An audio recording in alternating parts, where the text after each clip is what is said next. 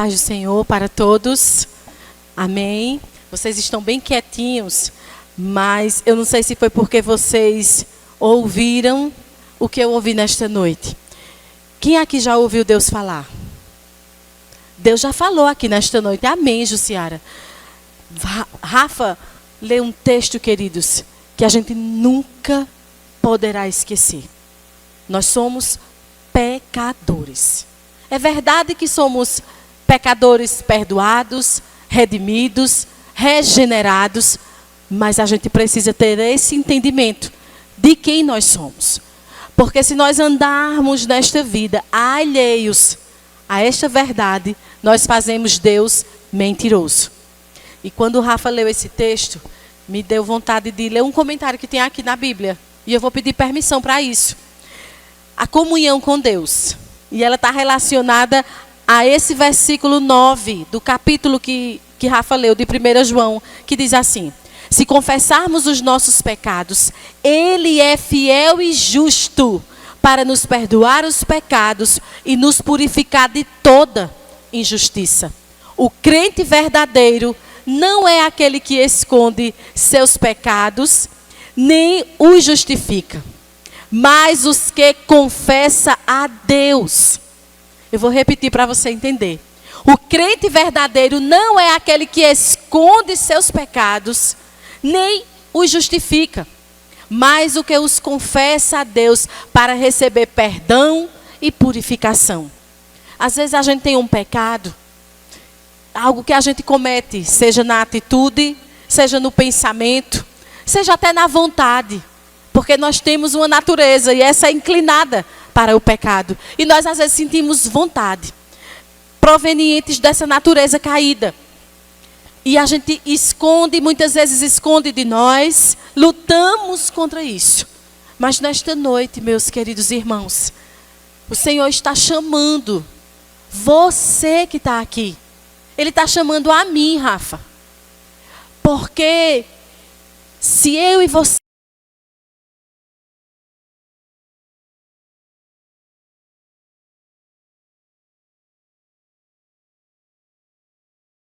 verdadeiramente os crentes para quem João escreveu esta carta. Crentes que se reconhecem como pecadores e que sabem que na hora que confessar, que assim o fizer, ele vai receber do Senhor toda justiça apropriada para que você caminhe na comunhão com Deus. E aí ele diz aqui, o pecado faz separação entre o homem e Deus. A única condição para o homem ter comunhão com Deus é reconhecer seu pecado e confessá-lo. Antes de termos comunhão com Deus, precisamos ser perdoados e purificados. Você nessa noite chegou a fim de estar em comunhão com Deus? Ou você apenas deseja nesta noite estar em comunhão com esses irmãos amados, com esses amigos queridos, com essa liderança maravilhosa que é Bruno e Rafa, ouvindo louvores tão agradáveis ao nosso coração? Ou você, além de tudo isso que é bom, você também deseja estar em comunhão com Deus? Quem aqui deseja essa comunhão plena?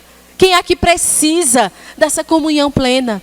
Olha, queridos, eu vou dizer uma coisa para vocês, não é para homem que nós confessamos os nossos pecados. É para o único que pode perdoar. Porque se você confessar de repente um pecado para uma pessoa, se ele for um crente maduro e equilibrado, certamente ele vai orar junto com você e ele nem vai comentar nada com ninguém. Mas se de repente você comenta a sua fraqueza com um crente ainda que está, sabe, num processo de crescimento, de amadurecimento, você corre dois riscos. Um dele te julgar, o outro dele ainda contar para alguém. Mas se nessa noite, se você entende que essa é uma oferta de Deus para nós nesta noite, de encontrarmos uma comunhão plena, você pode confessar para Ele nesta noite. Se houver necessidade, não perca a oportunidade. Sabe por quê? Porque Deus se agrada daquele que tem um coração quebrantado e compungido. Porque se nós dissermos nesta noite que não temos pecado, fazemos Deus mentiroso. Se nessa noite, assim como eu, você precisa chegar diante de Deus e pedir perdão, eu queria convidar você a se colocar de pé. Deus está aqui nesta noite e Ele tem o interesse de ter comunhão comigo e com você. Uma comunhão plena, uma comunhão perfeita, uma comunhão completa, uma comunhão onde a gente vai sair daqui nesta noite se deleitando na presença desse Deus gracioso. Amém? Vamos orar juntos. Senhor, nós nos colocamos na Tua presença. Deus, eu me coloco diante de Ti nesta noite. Os meus irmãos e irmãs se colocam diante de Ti nesta noite, porque a Tua voz, ela é irresistível. A Tua palavra, Deus, ela é para nós, assim como Damião orou, espada que penetra dentro do nosso coração, dentro de nós, e separa alma e espírito, juntas e medulas. Senhor, Tu estás aqui andando no nosso meio, meu Deus, e a minha oração nesta hora é que o Senhor sonde o nosso coração, Senhor, e veja se há em nós algum caminho mau, Senhor. Tira-nos deste caminho mau, tira-nos os pensamentos maus, tira de dentro de nós, ó Deus, todo sentimento de impureza, de prostituição, de pecaminosidade, porque nós queremos ser santos como Tu és, e esta obra, ela é baseada na confissão do nosso pecado. Deus, nesta noite nós podemos sim dizer: Pai, eu sou pecadora, me purifica, me santifica, me justifica, porque é a pessoa com quem mais eu quero ter comunhão plena, comunhão perfeita, comunhão diária. Não é uma comunhão a cada sábado, não é a comunhão, Senhor, no momento da minha necessidade, não a comunhão, Deus, de receber algo do Senhor, é a comunhão do relacionamento de pai com filhos. Que nesta noite o Senhor olhe para nós, conhecedor do nosso íntimo, conhecedor dos nossos pensamentos, conhecedor da nossa prática de hoje, a prática de algumas horas atrás, conhecedor da fraqueza da nossa fé. Que nesta noite o Senhor nos perdoe e nos faça nesta noite um povo firme, confiante, convicto do perdão, da justificação e da comunhão plena com o Deus único e verdadeiro, que também é o nosso Abba Pai. Nesta noite te pedimos isso na certeza de que é o sangue poderoso de Jesus. Ele nos perdoa os pecados e nos purifica de toda injustiça. Por isso receba nesta noite honra, glória, louvores e exaltação, pois nós oramos em nome de Jesus. Amém. Obrigado, queridos. Para você que se colocou de pé, você foi corajoso. Se tem uma coisa que vale a pena na vida de um crente, e de um crente jovem, é a coragem. Porque os dias que nós estamos para viver, para enfrentar, serão dias difíceis. Crente que não tem coragem não vai suportar. Crente que não tem coragem de manter a sua fé firme, segura e conhecedor do que está escrito, não vai suportar. Porque virão, sabe, situações de todos os lados, de todos os meios, das pessoas que a gente até mais ama. A Bíblia diz que é dentro da nossa casa, muitas vezes, que vai se levantar a perseguição, né? É entre aqueles que a gente ama. E nós precisamos amar a Deus acima de todas essas coisas, inclusive até mesmo de coisas que nós gostamos. E diante dessa verdade, eu queria ler com você um versículo que está lá no livro do profeta Isaías, para basear nessa noite a conversa que nós vamos ter. Eu vim aqui nessa noite com muito temor, também com muita reverência, também com muita certeza de que não vai ser a minha palavra que eu vou nessa noite proclamar aqui, será a palavra de Deus. E a minha sincera oração é que você nesta noite tenha desejo, tenha sede de ouvir Deus, porque o nosso Deus fala e Ele quer falar para aqueles que têm interesse de o conhecer, de beber das suas águas. De beber das suas águas, assim como nós cantamos. Jesus, ele é a água da vida. O Espírito Santo, ele é representado na palavra de Deus como água. Quem hoje escutou o programa Momento de Paz, eu também ali compartilhei hoje um devocional que tratava dessa necessidade, dessa sede que o homem tem e da água que o Espírito Santo é. E ainda no livro do profeta Isaías, só que desta vez no capítulo 55 e o versículo 6, eu queria ler com você nessa noite. Esse versículo apenas, no momento esse versículo único de Isaías 55, 6, que nessa versão diz assim: buscai o Senhor enquanto se pode achar, invocai-o enquanto está perto. Com certeza, o que eu vim compartilhar com você aqui nessa noite não é nenhuma novidade, não é nenhuma nova revelação, até porque eu não tenho interesse de fazer isso. Nessa noite eu queria conversar com você para, assim como eu disse, nesses dias próximos que nós estamos aí vivendo, dias maus, temos aqui estudado na quarta-feira. O pastor Crécio tem ensinado uma das cartas mais, completa, se assim eu posso dizer, porque a carta de Efésios, ela trata disso, da obra de Jesus, do que ele fez na nossa vida, e depois ele vem com toda a doutrina e prática para a vida do cristão. E ele ensina a remir o tempo. Nessa noite temos a oportunidade de aprender a remir o tempo. Aprendemos a remir o tempo quando entendemos a necessidade de buscar o Senhor. Buscai o Senhor enquanto se pode achar. Invocai-o enquanto ele está perto. É uma necessidade. Olha, e eu queria pensar com você nessa noite, mostrando essa verdade e direcionando a palavra para vocês jovens mesmo.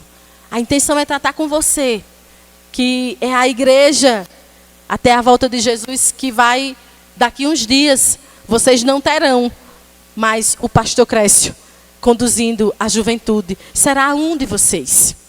Será os filhos de vocês.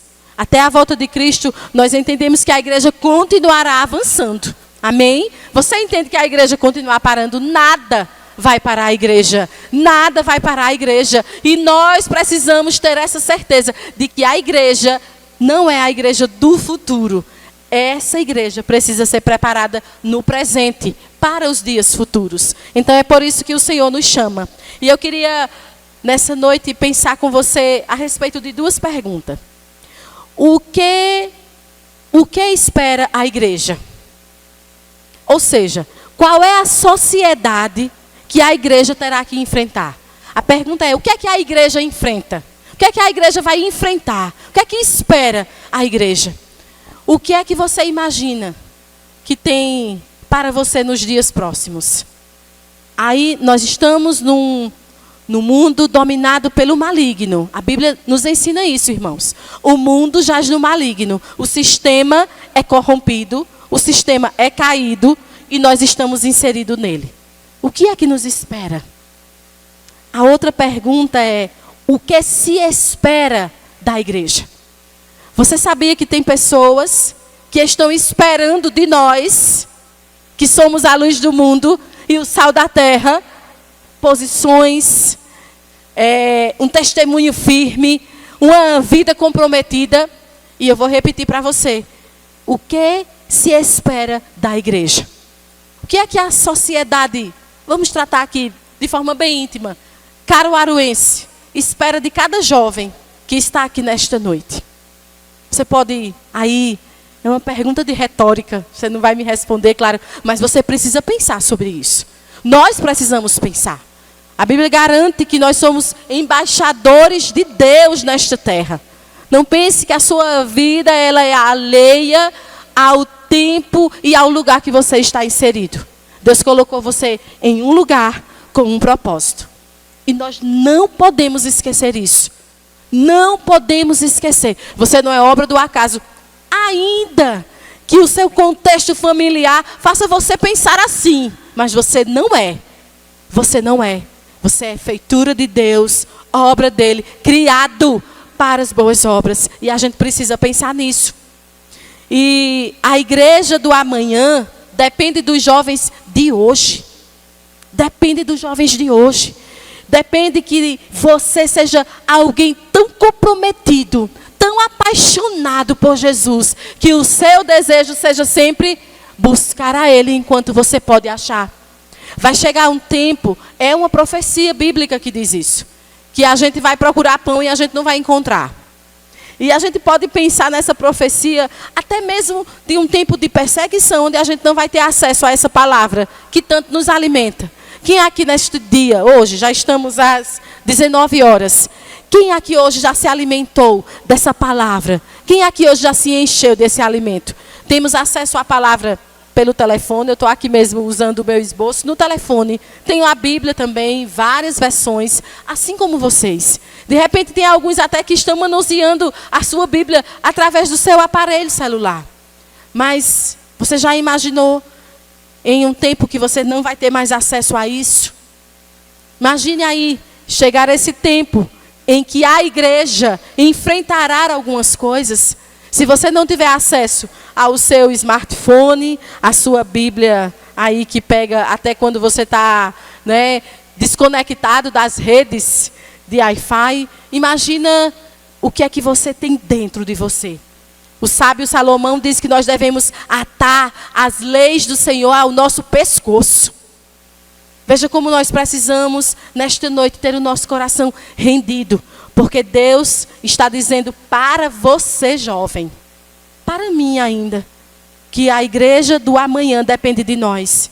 E estes precisam se conscientizar dos desafios que terão que enfrentar. E ao mesmo tempo entender que buscar ao Senhor é fundamental para que, com êxito, vencer os desafios que estão colocados à nossa frente. E eu queria pensar em 3 pontos que eu separei com você. O primeiro é a fidelidade aos princípios estabelecidos por Deus.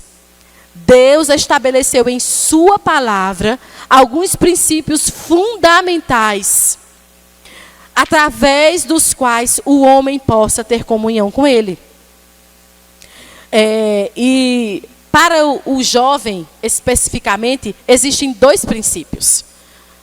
Um deles é não se prender a um jugo desigual com os infiéis. Olha, queridos, nós somos a igreja do futuro, você é. Mas, sabe, um grande perigo que pode atrapalhar você na sua caminhada, no seu propósito, naquilo que Deus quer fazer por meio da sua vida, é se você quebrar esse princípio. Esse princípio, ele nos garante que não há comunhão entre luz e trevas. Estamos aqui nesta noite com os jovens da nossa igreja. Alguns já, né, inclinados a um relacionamento, até mesmo pensando até no matrimônio. Tem gente aqui que já pensa nisso nessa noite. Outros que estão esperando, e eu espero que esperando em Deus. Porque o texto do Senhor, a palavra de Deus, como princípio para a nossa vida, nos ensina, lá em 2 Coríntios 4, em 2 Coríntios 6,14, que não há comunhão entre luz e trevas. Não se ponham, queridos, vocês como a igreja que viverá os últimos dias, precisam estarem firmes e conscientes desse princípio inegociável. Não há comunhão entre luz e trevas. Espere no Senhor, não se apresse, não embarace o seu caminho, não saia da rota que já está estabelecida pela palavra. Olha, são princípios fundamentais para que a comunhão se mantenha. É necessário isso.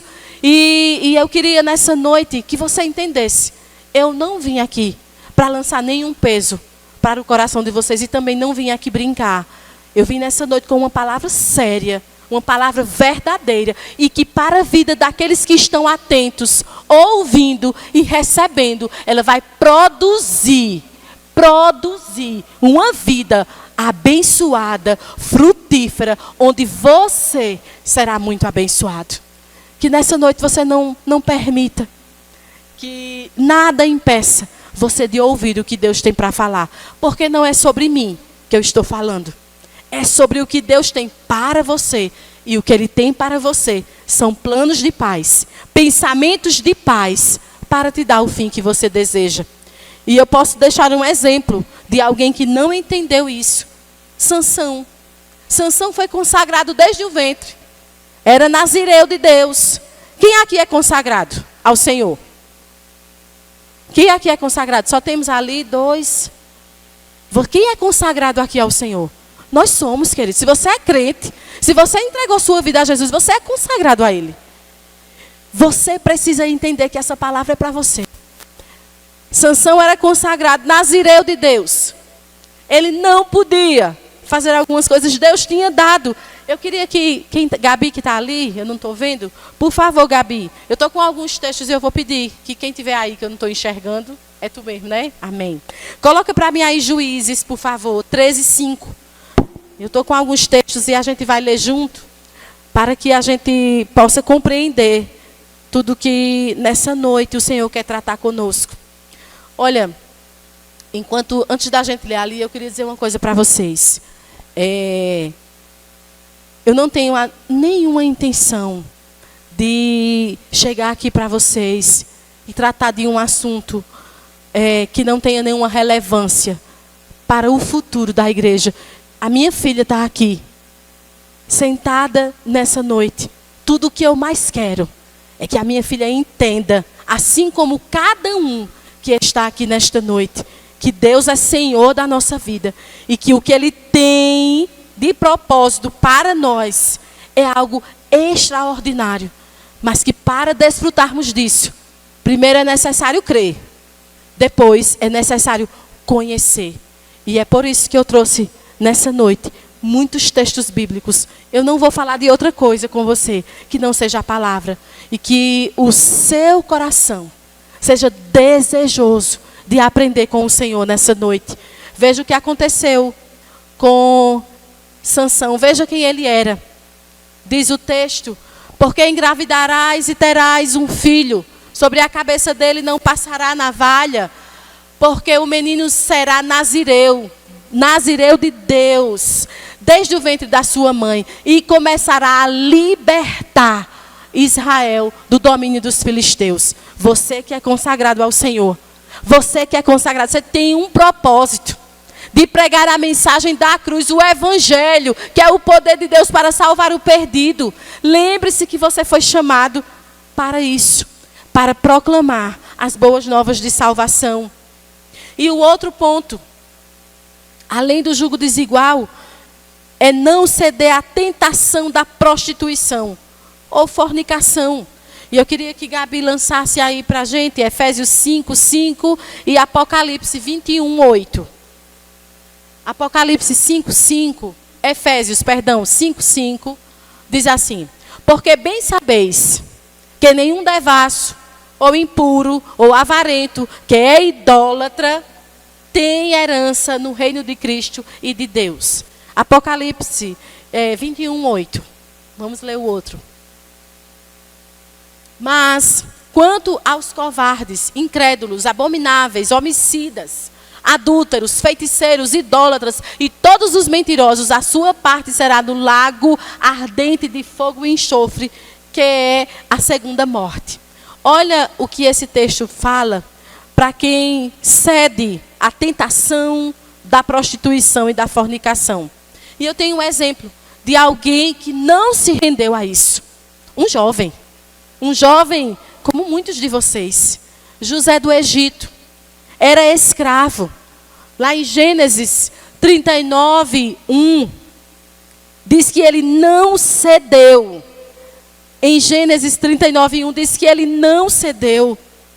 Olha o que está escrito: José foi levado ao Egito e Potifar, oficial do faraó, capitão da guarda egípcia, comprou dos ismaelitas que o havia levado para lá.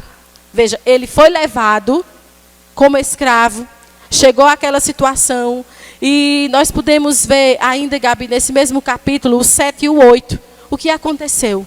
Uma história que vocês conhecem muito bem. E como eu disse, eu não vim trazer nenhuma novidade. Eu vim aqui nessa noite porque o que Deus tem de propósito para cada um de vocês aqui é orientar vocês e dizer que é possível, porque foi possível para José.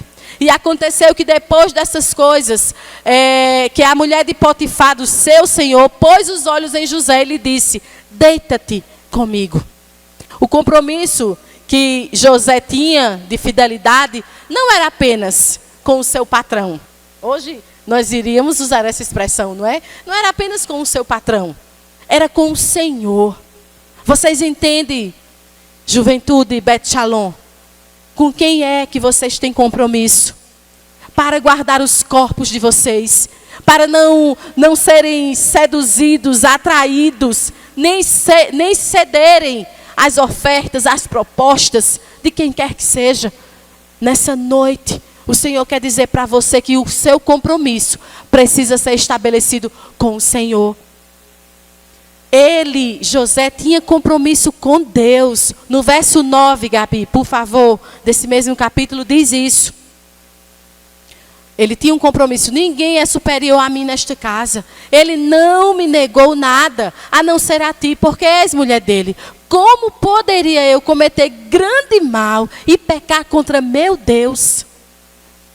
Olha que exemplo lindo é o de José para nós. Numa condição dificílima, longe do seu povo, escravo. Passou uma situação aqui que nenhum de nós, nem no pior pesadelo que a gente teve, poderíamos viver. Né? Ninguém aqui foi vendido. Ninguém aqui foi, dado como morto para ser abafado por causa do seu propósito. O compromisso de José era com Deus. E o Senhor nessa noite está chamando você, jovem, a ter um compromisso e não negociar os seus valores, a sua posição, a sua pureza, mas em temor a Deus. O outro ponto é a fidelidade com um compromisso firmado com Deus. O jovem cristão tem, acima de tudo, uma aliança com Deus que nunca deve ser quebrada.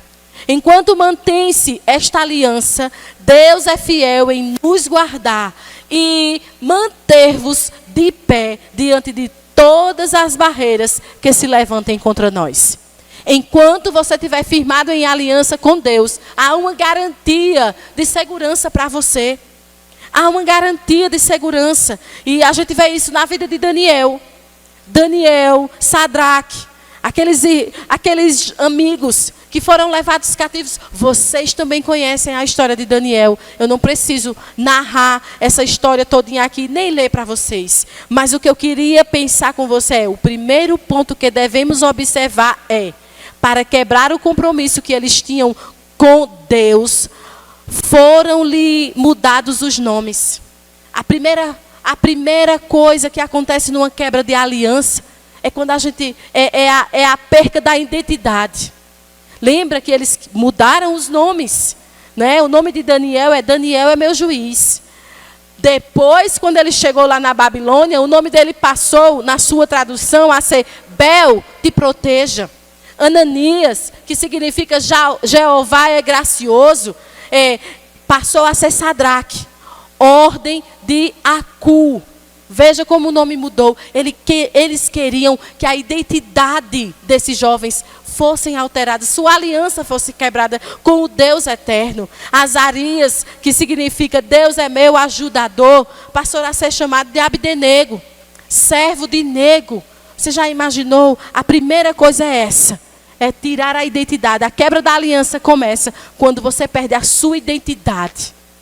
Queridos, a sua identidade é de consagrado a Deus, de separado para a glória de Deus. Não perca a sua identidade. A segunda, tentaram contaminar esses jovens com o manjar do rei, com o pretexto de se tornarem mais fortes e inteligentes. Olha outro perigo. Tantas são as propostas que são feitas para nós, para vocês jovens, e propostas perigosas, que no lugar de acrescentar, vai prender vocês. Eles não aceitaram, preferiram ali, ficarem fiéis ao seu Deus. E esse Deus poderoso, que é o Deus verdadeiro, os fez mais sábios 10 vezes do que os sábios da época. Outra coisa que também tentaram implicar na vida desses jovens era tentar fazer adorá-los imagens. Outra vez vem a honra do compromisso a Deus. Eles se posicionaram: eu não me dobro, eu não me rendo, eu não negocio a minha fé. O Senhor está nesta noite lembrando para você que o que você tem de mais precioso é a sua fé. O que você, jovem, tem de mais precioso para as meninas não é a sua beleza. Não é. O provérbio diz que ela é vã. A formosura, ela é vã, é passageira. Passa.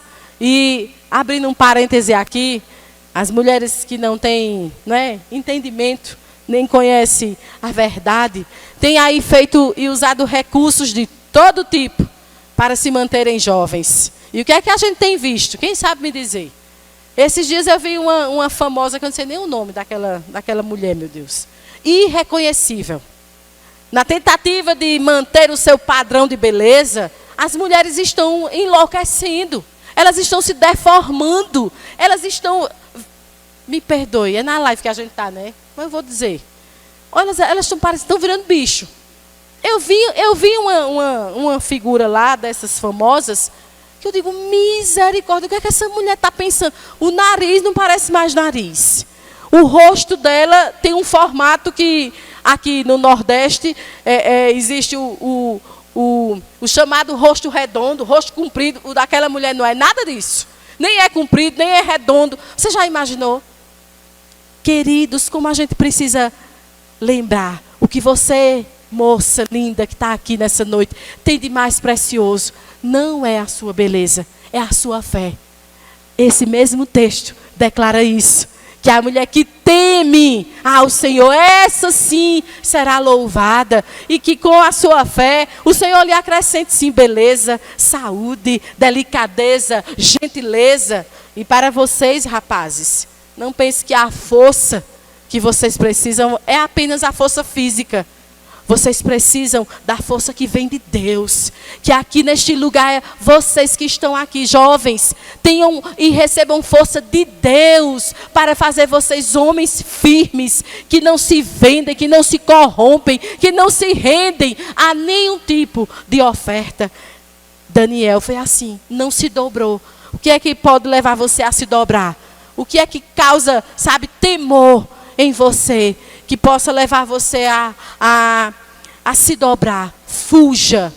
A palavra de Deus diz que a gente deve fugir da aparência do mal. Não pense que você é tão forte. Não pense que você é super crente. Pense nada disso. Fuja. Fuja da aparência do mal. Você vai escolher o melhor caminho e vai ser a melhor escolha. E o outro ponto dentro desse que eu queria tratar com você é: não deixar a chama, e eu botei essa expressão aqui, porque quem anda comigo sabe, a chama pentecostal se apagar. Olha, precisamos de uma juventude que entende que avivamento não está relacionado a barulho, a movimento, a os dons de falar em línguas. Avivamento está muito ligado e associado a uma vida fervorosa. Sabe o que é uma vida fervorosa? É uma vida onde você tem relacionamento com a sã doutrina, mas você tem intimidade com Deus. Onde você se relaciona com Ele de forma plena e completa. Precisamos que a juventude brasileira, que a juventude da igreja do Brasil, ela seja uma igreja comprometida com a doutrina, com a adoração, mas também com a oração. Também com a busca pela presença de Deus. Nós vemos isso na vida de Daniel. Daniel não, embora com um decreto, que se ele buscasse o Deus dele, ele iria para a cova dos leões. Ele não se intimidou com isso. Ele não negou essa verdade de que vale a pena você não se contaminar, você não se render, você não seguir o padrão do mundo, você ainda assim continuar buscando a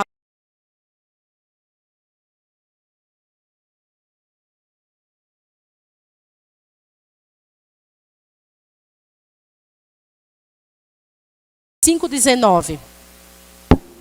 É um texto que a gente conhece muito. 5,19, 1 Tessalonicenses. Não apagueis o Espírito Santo. Olha, queridos, precisamos ter o entendimento de que algumas coisas também dependem de nós. O que não depende de você é a salvação. Você não precisa fazer obra nenhuma para a salvação. Mas o seu crescimento depende também de você, da sua busca. Por isso que nós começamos aqui. Buscai o Senhor enquanto se pode achar. Já imaginou se você, e até se usa, né, essa ilustração de que a nossa fé seja como uma plantinha que precisa ser regada. Você tem regado a sua fé de que maneira? Só lendo, só orando, só cantando. Que a sua fé, ela esteja sendo regada, adubada e cuidada de todas as maneiras. Olha, e tem um ponto que eu queria tratar com você aqui, ó. Ficando no lugar determinado por Jesus. Lucas 24, versículo 49. Tem um versículo aí, João, que eu queria que você pudesse colocar para mim. Diz assim: envio sobre vós a promessa de meu Pai. Mas ficai na cidade, até que do alto sejais revestidos de poder. Esse texto está em Lucas, ele também tem em Atos. Como você precisa de poder?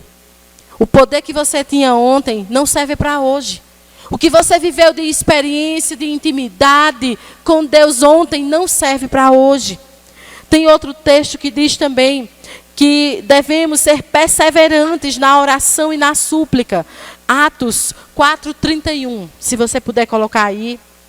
Estou bem pertinho de terminar, mas eu queria deixar esses textos para que nessa noite você possa ouvir, e eu peço ao Senhor que caia no seu coração o que nós estamos falando aqui, para o seu bem, o seu crescimento.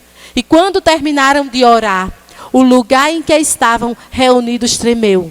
Todos ficaram cheios do Espírito Santo e passaram a anunciar com coragem a palavra de Deus. Olha por que é que você precisa de poder.